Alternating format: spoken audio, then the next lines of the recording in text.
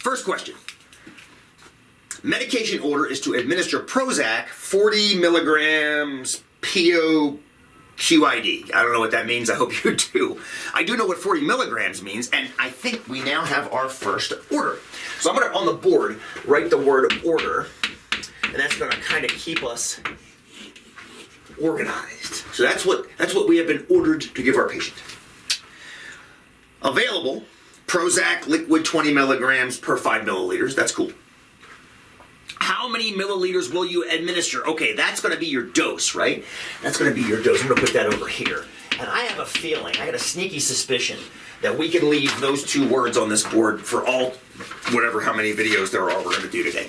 Got a feeling. Okay, order 40 milligrams. I'm going to ignore all the other words. Hopefully they're not important. 40 milligrams. The assumption I'm making is if I see weird things like POQID and I only see them one time, they're not throughout the entire thing. I got a feeling that they mean something to you all, but they don't mean squat to the mathematics. We have to give milliliters to this patient.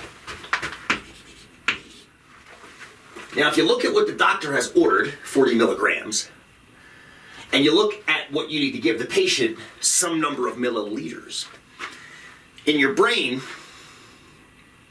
let's process the difference. Milligrams is weight. You put that on a scale. Milliliters is volume. You fill that up in a test tube. Or these little, I'm guessing these drugs come in little bottles with the drug dissolved inside. And I'm assuming they do that because it's probably safer. You get a more consistent dosage that way. We have to give this person 40 milligrams of Prozac. But we are not going to weigh it. We're going to give them to them in a fluid. I don't know if you inject it or drink it. I have no idea how you take Prozac. We have been told, though, in our little cabinet, we've got 20 milligrams per 5 milliliters. I'm going to break that down here. We've got 20 milligrams per 5 milliliters. Now, I can't help but notice milligrams is that unit. Milliliters is that unit. So I'm stoked already because I have a dosage available that is got both units that I need in this problem. This is fantastic. I also can't help but notice I see the word per. You're going to see that a lot. I've seen it in every problem I've glanced through so far. Per means divide. It means a rate. It means a number with a unit on top of another number with a unit.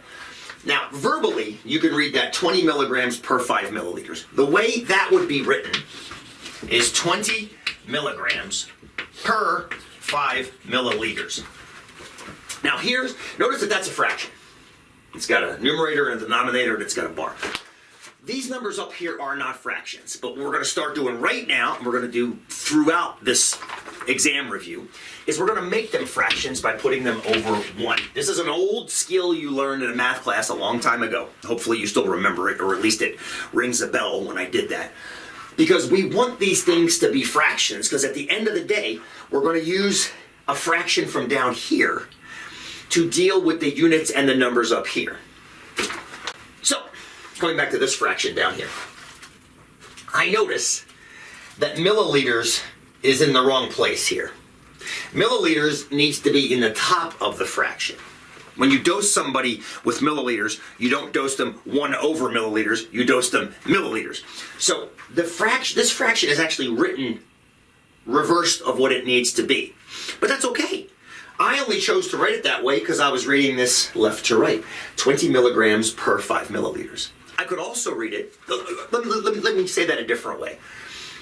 If you want 20 milligrams of Prozac, then you need to give somebody 5 milliliters. That's one way you can write that.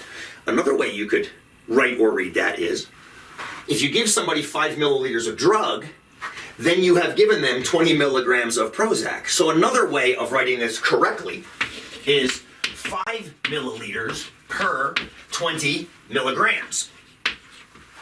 I like that one because milliliters is up top. So what I'm going to do right now is I'm going to write that as a fraction multiplied. We'll talk about that in a second. We'll get back to that. I'm going to write this fraction, 5 milliliters over 20 milligrams. Now I'm going to erase all this stuff on the bottom. I think we got that point across.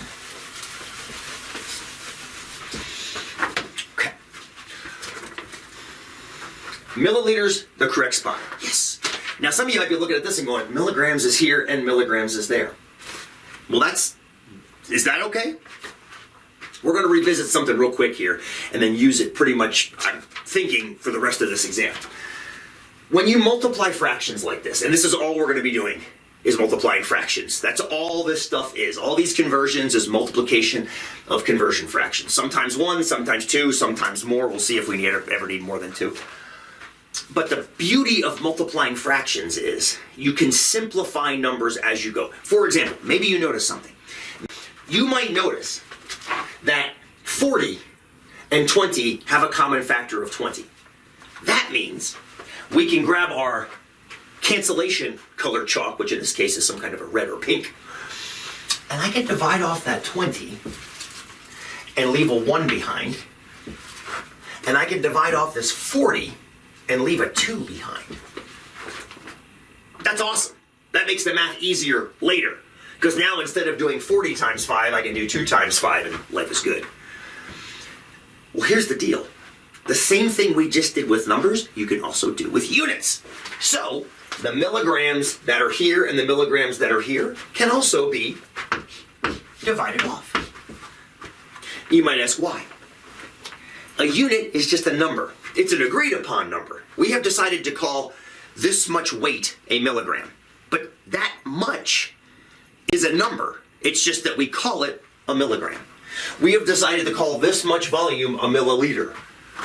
It's a number, but we call it a milliliter because we've agreed upon that. So those milligrams are now gone. Now, if you take a look at what we have left, the only thing left in the numerator of this fraction over here is the number 2. And the denominator is a 1. It's pretty awesome, actually. Times 5 milliliters. We didn't touch that, did we? We didn't touch 5 milliliters. That was okay. And then what's left down here? Well, we divided off milligrams, and we divided off the 20. It's just 1. Ho, ho, ho. 2 times 5 milliliters is 10 milliliters over 1, which you can just ignore if you want. You just found out how many milliliters you got to give your patient. 10 milliliters will give them 40 milligrams of Prozac. And there you go. We're going to do this kind of math all the way.